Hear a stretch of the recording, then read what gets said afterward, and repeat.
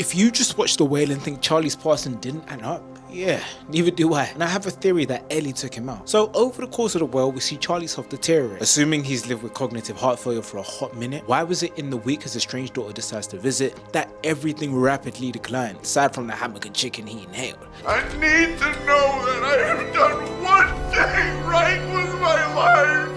I think that's because Ellie wrote him off, and there's clues from the minute she walks through the door, technically before that. So we know that Charlie loves to read the book report she wrote on Moby Dick because that's the only way he feels connected. But the problem is, it hints at her being Ahab and him being the whale, which Ahab wants to destroy. See, the report written by his daughter says the book reminded her of her own life. So his interpretation is that they are the characters, which is perhaps one of the subconscious reasons why he makes himself bigger. It's because he feels this will help bring her back to him. But why has she kept her distance? Well, her mother is evil and demanded full custody, which blocked his access to her. As he later says in the film, he wanted to see her but wasn't allowed. Going back to the Moby Dick analogy creates an issue. Ahab wants to eliminate the whale, not befriend him, and if we look around Charlie's apartment, there are several paintings and art pieces that resemble the ocean, indicating that he is Moby Dick. Well, now that Ellie has found her father, plan begins.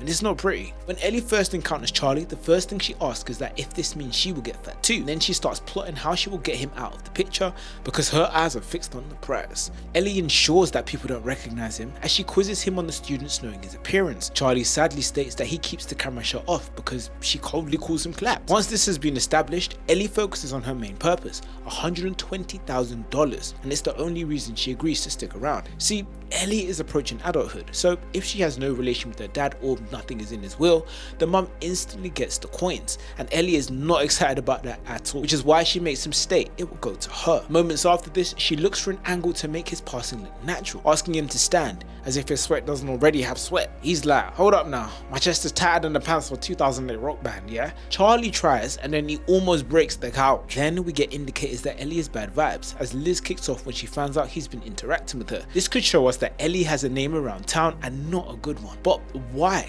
What has she done? How bad is she? And why now?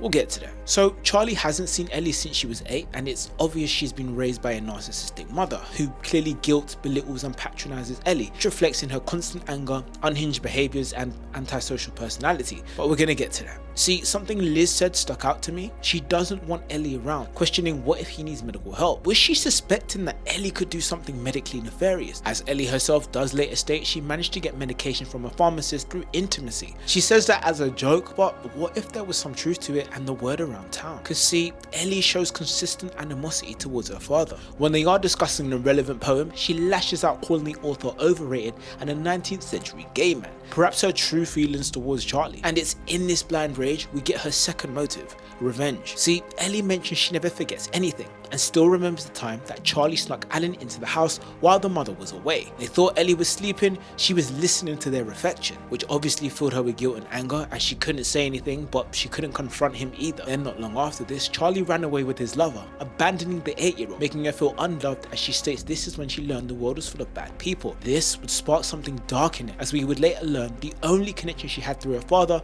was the money he occasionally sent, turning him into a bank account in her eyes. With nothing to lose, she wanted it. But how? Well, lucky for her, an alibi was entering in the form of Thomas, a religious runaway with a heart full of guilt. See, Ellie acts unhinged towards him. She makes him hold a glass before snapping him, showing he was in the house just days leading up to Charlie's loss. Again, Ellie indicates her motive, picking an argument with her dad saying he could have sent all the money rather than child support. Once things cool down, she makes a sandwich and tests her plan. Ellie snuck medication into his sandwich, putting Charlie out for the count. Ellie then later brags to Thomas that she knows the right amount to be too powerful. Ellie then blackmails Thomas into taking illicit photos and records their conversation, building up her case to frame him. When Mary enters the house, she instantly says that Ellie is after the cash, and Ellie doesn't deny this, but instead says that it's hers and the mum won't get any, which adds another layer. Is she trying to escape Mary, her narcissistic mother?